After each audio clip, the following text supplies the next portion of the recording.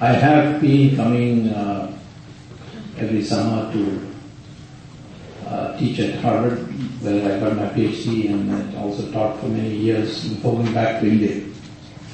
But in India, I'm in politics. And there is today, happily, a confluence that is coming about between the Dharma that religion teaches us and the political direction that the country ought to take. I have been speaking the length and breadth of the United States this summer, and this is I was in Pittsburgh yesterday addressing the same the Indian community, in which some Americans also come, and tomorrow I leave for India, and I have only one very simple message, and that is that the distinguishing feature about India is that it was 100% Hindu country for a long time, and then many other religions came to India. After that, Hinduism has faced confrontation from other religions, particularly Islam and Christianity. And that confrontation was brutal. It was the state power of the state was used against that. But contrary to whatever may be the history that is being taught here and there, the people of that religion, Hindu religion, fought back. And despite all the persecution for adhering to that religion, when India became free in 1947, it was still overwhelmingly Hindu. After independence, there should have been a continuation of the Renaissance which Swami Vivekananda, Sri Aurobindo, and other sages had spoken about and guided, but the state chose not to encourage that, and ultimately we reached a situation where today again Hinduism is confronted by a challenge. But that challenge is not like the past, of that of the past. In the past the challenge was clear, obvious. Marauding, invaders from abroad, or looting traders from abroad. But now it is much more pernicious, subterranean, and therefore it's become extraordinarily important that India be guided spiritually to understand this challenge and meet it. And that's why I came here today, because Swami Dayanand Saraswathi has shown this vision and is seeking to consolidate the spiritual forces to make people understand. India is today at a stage what Sri Aurobindo had predicted in 1947, situation of great churning. All our neighbors are failed states and could collapse any time. We within our own country have in 29 states out of 35 subject to intense terrorism. India is also facing a major demographic conflict that arises out of illegal immigration and forced conversion. The fact of the matter is that the foundation of India, the distinguishing feature of India, is its Hindu foundation.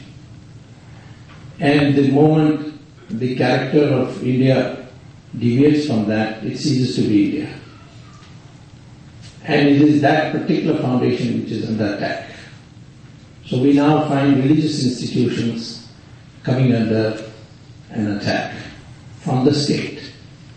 Who's guiding it is a larger and bigger issue which I don't want to take up your time on.